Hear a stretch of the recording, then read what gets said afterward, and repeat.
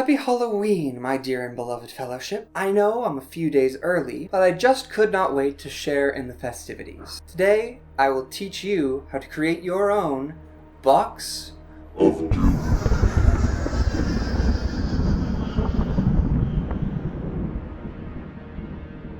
I've been a fan of Dimension 20 for a pretty long time now, ever since they first released their first season of Unsleeping City, and I've been a Dropout subscriber for almost as long. I was incredibly tempted to try and auction a mini when they were auctioning them off, but seeing as some of them went upwards of $3,000 to $4,000, I don't have a deep enough pockets for that. But I was glad that they were branching into new types of merch.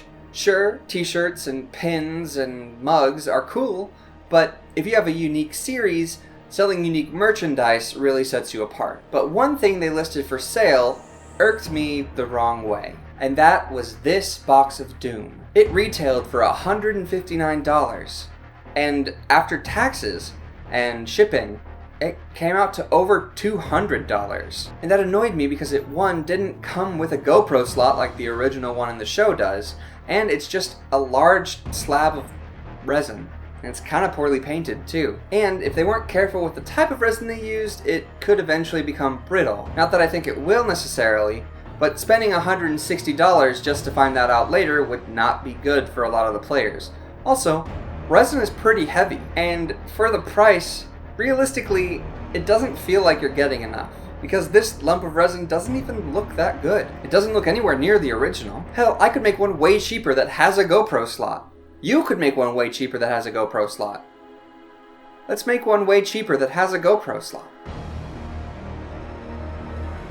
So this is not exactly a terrain tutorial, but I will talk briefly about the techniques I use. I'll also list the items that I used on screen, along with pictures of my progress as we go along. I know a lot of bigger terrain YouTube channels have cameras rolling while they're making the terrain, but seeing as I don't have a permanent setup, getting my camera out to film myself making the whole thing would have been completely impractical, and it would have extended the time of this video even longer. Eventually, I'd love to be able to do that, but right now, it's just not feasible. Now, for most projects that I undertake, unless they are incredibly simple, I like to do a SketchUp beforehand, sort of a rough outline of different ideas that I have. Here are a few of mine that I did for the initial bit of this project. I showed this to my partner, and they said it looked very Doom-like, just referencing the fact that it's a box of Doom. But that statement made me remember the 2016 Doom video game, and I got inspired. I booted up the game and took a ton of screenshots of the first level that you enter Hell. And then I redesigned the box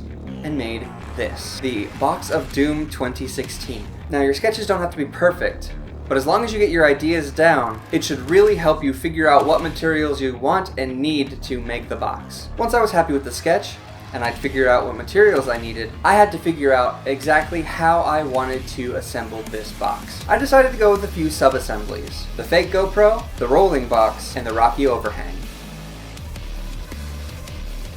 I figured since I don't currently own a GoPro, I was just going to make a dummy GoPro. I looked up the exact dimensions and weight and built that out of cardboard and coins. After gluing it all closed, I checked and it weighs and is the exact same size as a regular GoPro. I considered using magnets to hold it in at first, but then I realized that may accidentally mess with the internals of the GoPro itself, so instead I decided to go with Velcro. This should allow me to, in the future, create a little box for the GoPro itself to be able to slide into that same space and allow me to record any dice rolls in the future if I so choose, and if I ever get a GoPro.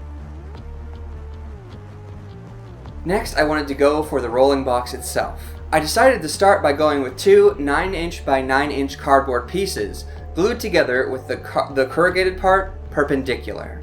This would give it plenty of strength to hold the entirety of the project. I also weighed it down with several books to help prevent it from warping too much while it dried. While it was drying, I decided to make the walls of the project. I decided to use a stone brick texture, since that matched several of the walls in Hell, and it was a simple and well-known technique. In order to do this, I started by a base of cardboard with foam core glued to both sides. I left a little bit of a gap for some ornamental designs in the front. I then carved stones into the XPS foam. You do that by first sketching a little bit of the stones into the bricks just to get the right pattern, scoring over it with a hobby knife, and then re-going over it with the mechanical pencil to deepen the grooves. A big shout out to my partner for helping me do this part. For the top and the side decorations, I cut out plasticard to the proper shapes and got ready to glue them on. Before I did that though, I created skulls out of a green stuff push mold and milliput pushed into the molds. This is how I made all of the tiny skulls on the project, and it allowed me to make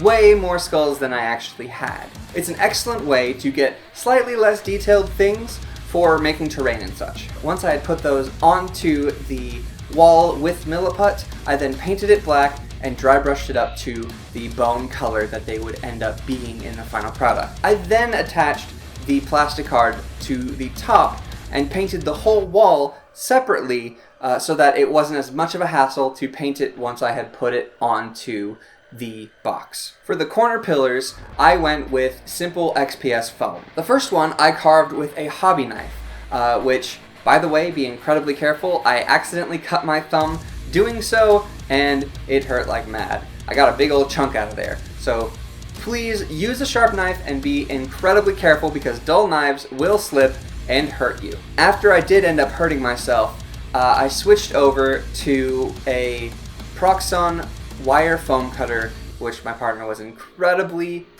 kind to buy me for Christmas / my birthday early. And I plan on getting a ton of use out of that in the future, so another big thanks. I also used the aluminum foil to texture these as well, and a hobby knife to carve out the different pieces.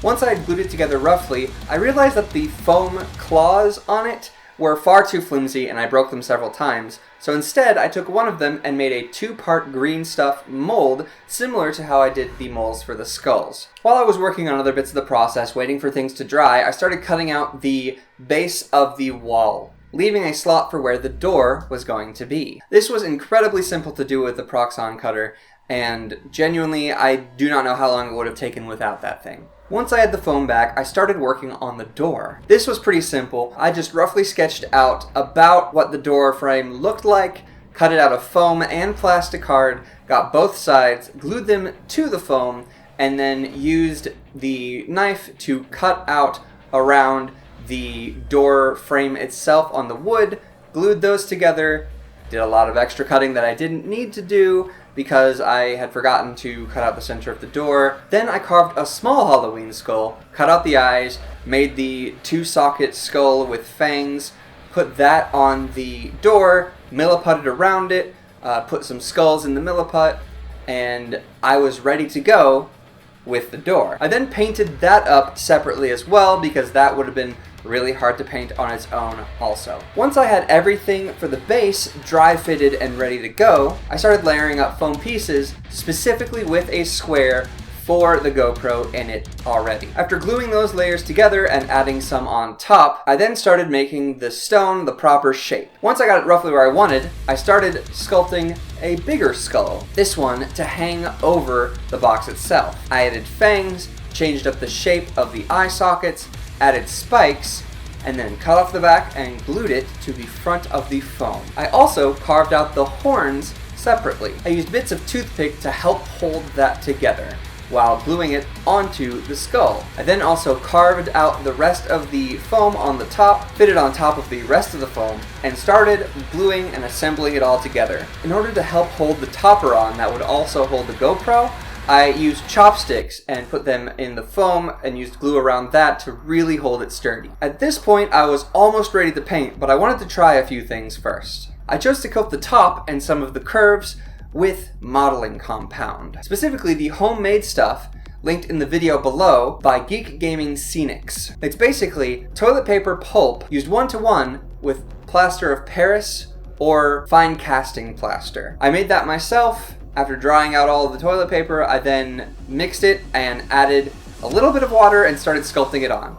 Unfortunately, it's a little thicker than I wanted it to be, so I couldn't put it over the entirety of the project, but with the pieces that I did put it on, it will now hold together incredibly strongly. It should, in theory, give it a lot more protection. I ended up making a helmet for the piece, and ultimately, I'm happy that it is on there. I then used spackling to smooth out the curves in between, and on top, smoothed everything out, made sure all of the seams were filled in, and then coated it with the Blackmagic Craft base mixture, which is essentially 50% paint, 50% Mod Podge. I purposely wanted the coat of this to be off black, so I used 3 drops of black paint and 1 drop of crimson paint, as that would give more of the hell vibe that Hell and Doom has. All of the paint recipes will be listed on screen as I go over my painting progress. For the sand, rust, and blood, I used the stippling technique to slowly add layers of paint on top of layers of paint to give that nice, worn, and dusty texture. For the stonework and the bricks, I did an overbrush and then a dry brush on top of that. For the skull, I used 2 heavy overbrushes to give it more of a worn but yet still incredibly pale bone color. For the pentagram, I hand painted that with some already starting to dry paint to make it look like somebody was smearing the blood across the floor. The lore in my head is that an imp demon knew that the Doomslayer was coming and had to quickly use the blood from one of its victims to try and make a pentagram to teleport out of there. Unfortunately, he was scrawling too quickly, messed it up, and blew himself up as he was trying to escape. All in all, for all the materials that I used, this came out to around $30. Now, if you don't already have the tools and materials, it will cost you significantly more to make this by buying all the materials beforehand, but if you want to eventually get into terrain making, everything that I used here is fairly common when making other terrain pieces, and I use almost all of these materials pretty often. So if you want to get into terrain making, what I've listed is an excellent starting point. You'll find a list of every tool and material that I use in the description. And I'm working on more in-depth guides for terrain making as we speak. I'm planning on releasing a whole bunch of them in rapid succession, so get excited for that. Anyways, here's some B-roll.